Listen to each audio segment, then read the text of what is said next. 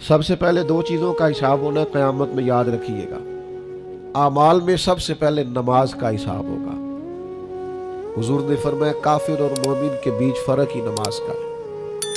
اور حقوق العباد میں سب سے پہلے قتل کا حساب ہوگا۔ یہ دو حساب سب سے پہلے، اور کچھ لوگ ایسے بھی ہوں گے جن کا حساب آسان ہوگا۔ نبی پاک علیہ السلام نے وہ 3 لوگ بھی بتائے ہیں جن سے میرا مالک آسان حساب لے گا۔ یا رسول اللہ کون کون سے؟ حضور نے فرمایا جس سے لوگ توڑتے تھے پر وہ جوڑتا تھا، رب آسان حساب لے گا۔ اور کریم فرماتے ہیں، یہ آپ نے بھولنے نہیں، یہ لب لباب ہے ساری گفتگو کا، یاد رکھ۔ فرمایا جو تجھے محروم کرے اسے عطا کر، جو تجھ سے توڑے تو اس سے جوڑ، اور جو تجھ سے زیادتی کرے تو اسے معاف کر دے۔ اللہ قیامت میں تجھ سے آسان حساب لے گا۔ اللہ تیرے لیے قیامت میں آسانی پیدا کر دے گا۔ میرے بھائیوں، ایک اور بندہ بھی ہے جس سے قیامت میں بڑا آسان حساب ہوگا۔ کریم محبوب علیہ السلام نے فرمایا جس کے سینے میں حسد نہیں نہ ہوتا، جس کے دل میں بغض نہیں ہوتا، جس کے دل میں کینہ نہیں ہوتا، سانو تخت ہزارے دی لوڑ کی وہ اسی کسے دے کچھ بھی نہیں لگ دے، نہ کوئی ساڈا دردی۔ وہ جو سینہ بالکل، جن کا سینہ بے کینہ ہوتا ہے نا، کشادہ دل، سب کے لیے پیار، سب کے لیے محبت، سب کے لیے وارفتگی، ہر ایک، سارے سمجھتے ہیں مجھ سے ہی پیار زیادہ ہے، سینہ کشادہ ہے، دل بڑا ہے۔ فرمایا جن کے سینے کشادہ ہوں گے، بغض سے، عداوت سے، حسد سے، کینے سے پاک ہوں گے، اللہ قیامت میں آسان حساب لے گا۔ اچھا، میرا وجدان کہتا ہے کہ میرے نبی پاک کے پاک لفظوں کا معنی یہ ہے قیامت میں رب ان سے فرمائے گا جاؤ میں نے تمہیں معاف کیا۔ جن کے سینے صاف ہوں گے، دل صاف ہوں گے، پاک ہوئے تے پاک ہی مل ڈائی، بنا پاکوں پاک نہیں ملدا۔ سارے وجود نو دھون دے نالوں اکو دھولا ٹکڑا دل دا۔ دل ہو صاف، دل ہو کشادہ، 14 طبق دلے دے اندر اساں تمبو وانگو تانے ہو۔ یہ تمبو دیکھ رہے ہو نا، چھاؤں دے رہا ہے نا، جال رہا ہے نا۔ درویش کہتے ہیں 14 طبق میرے دلے دے اندر تے میں تمبو وانگو تانے ہوں، دل دریا سمندروں ڈونگے۔ تے کون دلان دیا جانے ہوں، اساں کیتی ہے جان حوالے رب دے، ایسا عشق کمایا ہے مرن تو پہلو ہی مر گیا باہو، تا مطلب نو پایا ہے۔ چھوڑ دیے جائیں سارے کینے۔ جب قیامت میں اللہ کے حضور حاضری کا ڈر ہو نا، تو پھر نہ بندہ بددیانت نہیں ہوتا، بے ایمان نہیں ہوتا۔ لاکھوں کروڑوں اربوں بھی آئیں تو کبھی بھی اس کی رال نہیں ٹپکتی، کبھی بھی اس کا دل للچاتا نہیں۔ اور اگر لوگ بددیانت ہو جائیں تے چوری ککھ دیوی تے چوری لاکھ دیوی، پھر لوگ 1 روپیہ بھی نہیں چھوڑتے، پھر ذرا سی بات پہ بددیانت ہوتے ہیں۔ صحیح بخاری مسلم میں حدیث ہے، نبی پاک علیہ السلام فرماتے ایک شخص نے زمین بیچی، دوسرے نے خرید لی۔ جب وہ خریدنے والے نے اسے کھودا تو اندر سے خزانہ نکل آیا۔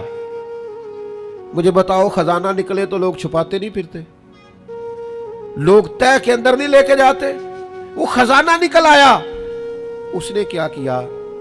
وہ لے کے اس شخص کے پاس چلا گیا جس سے اس نے زمین خریدی تھی، کہنے لگا یار تیری زمین سے خزانہ نکل آیا، میں نے زمین خریدی تھی، خزانہ تو نہیں نہ خریدا تھا۔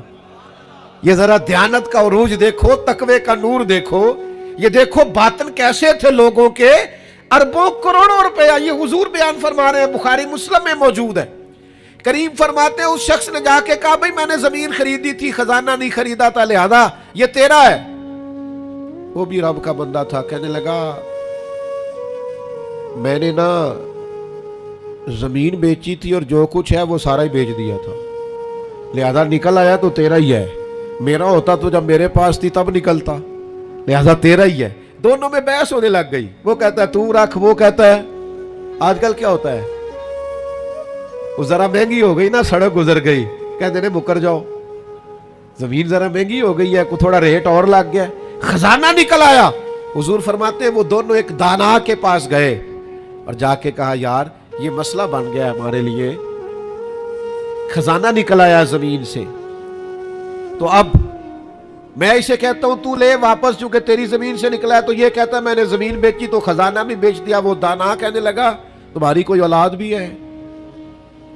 ایک کہنے لگا میری بیٹی ہے، دوسرا کہنے لگا میرا بیٹا ہے، کہنے لگا دونوں کی شادی کر دو اور خزانہ دونوں کو دے دو۔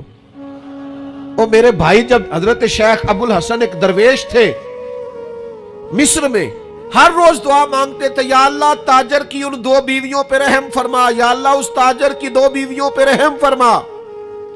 لوگوں نے کہا حضور یہ کیا معاملہ ہوا؟ فرمانے لگے یہاں مصر میں ایک تاجر رہتا تھا، اسے اکثر و بیشتر تجارت کی غرض سے ملک شام جانا پڑتا، تو اس نے سوچا وہاں نکاح نہ کر لوں۔ اس نے وہاں نکاح کر لیا، مالدار تھا، وہاں ایک بیوی رکھ لی، مکان رکھ لیا۔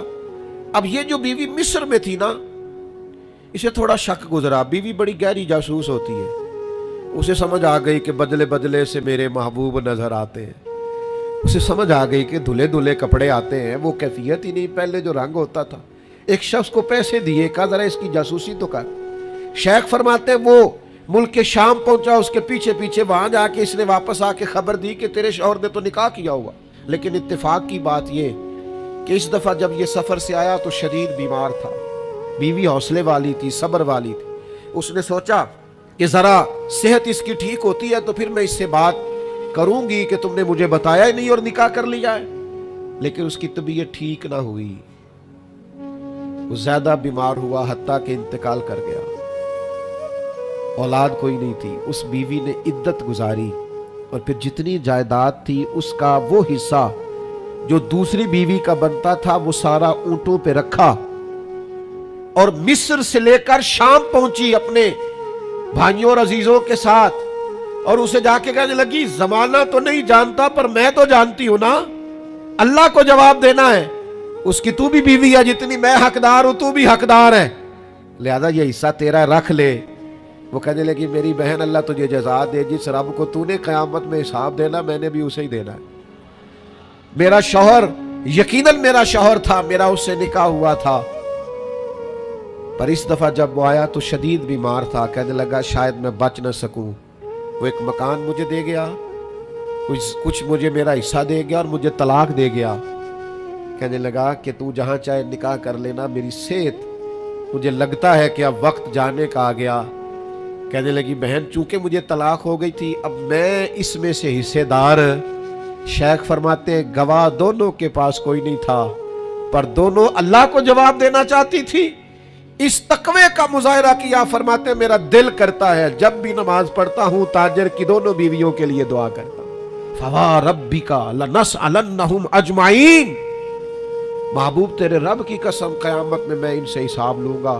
یہ جو آخرت کا تصور ہے نا، حضرت ابو ذر غفاری رضی اللہ تعالیٰ عنہ نے اپنے غلام سے کہا جو بہترین اونٹ ہے وہ اللہ کے راستے میں خرچ کر دو، خیرات کر دو، بہترین۔ شام کو سیدنا ابو ذر غفاری رضی اللہ تعالیٰ عنہ تشریف لائے تو وہ جس اونٹ کے بارے میں آپ اشارہ کر کے گئے تھے خرچ کر دینا، اللہ کے راستے میں دے دینا، وہ بندھا ہوا ہے، اور اس سے جو دوسرے نمبر کا کم، اس سے جو کم قیمت کا تھا، باقی سب میں بہتر لیکن اس سے کم قیمت کا، وہ اونٹ آپ کے غلام نے اللہ کے راستے میں خرچ کر دیا، خیرات کر دیا۔ تو آپ فرمانے لگے یار میں نے تمہیں کہا تھا یہ اونٹ دینا۔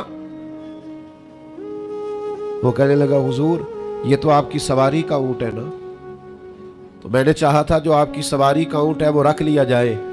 تو سیدنا ابو ذر غفاری رضی اللہ تعالیٰ عنہ فرمانے لگے میں سواری کے لیے تو تجھے کہہ رہا تھا خرچ کر دے، پر دنیا کی سواری کے لیے نہیں، آخرت کی سواری کے لیے۔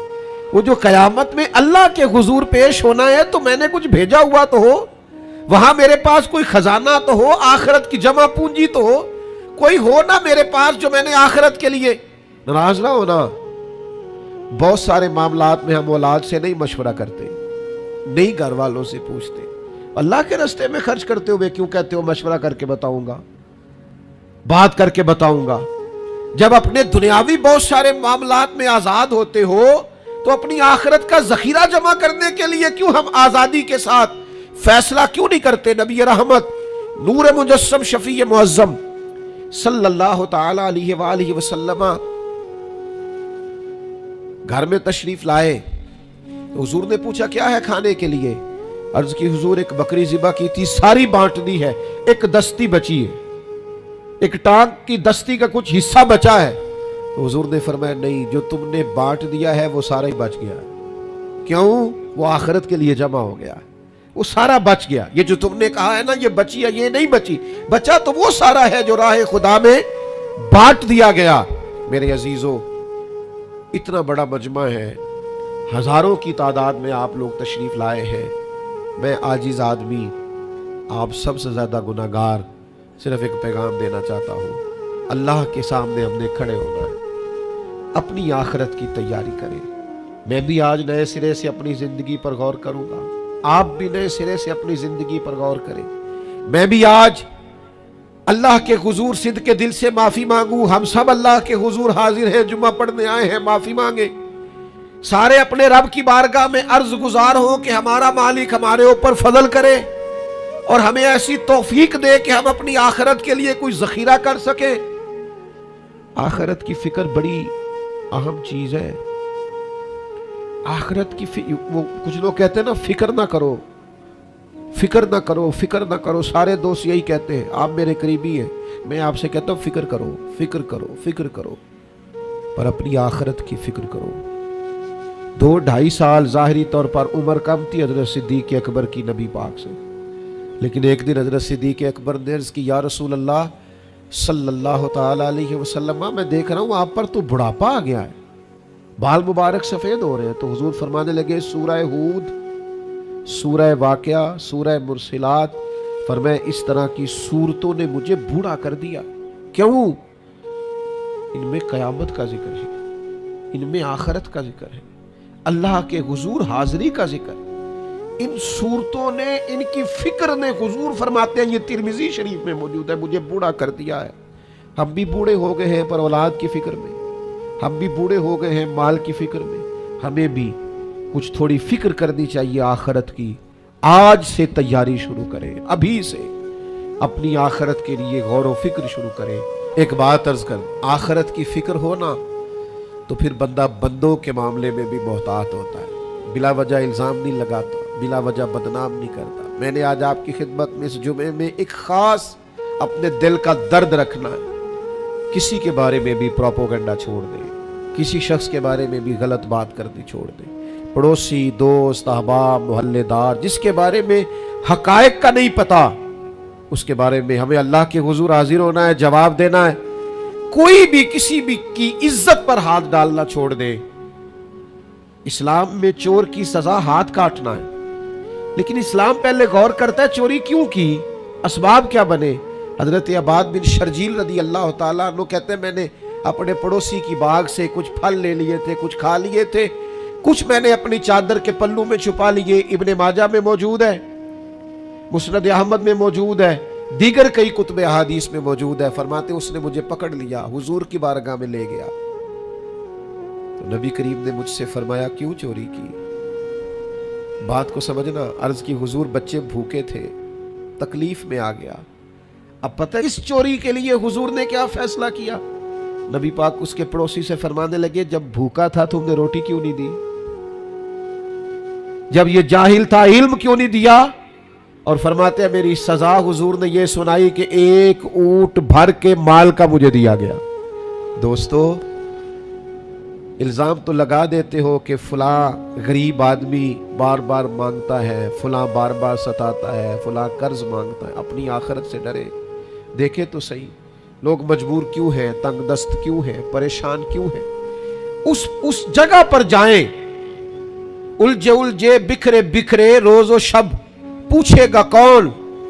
لوگ تیرا جرم پوچھیں گے، سبب پوچھے گا کون؟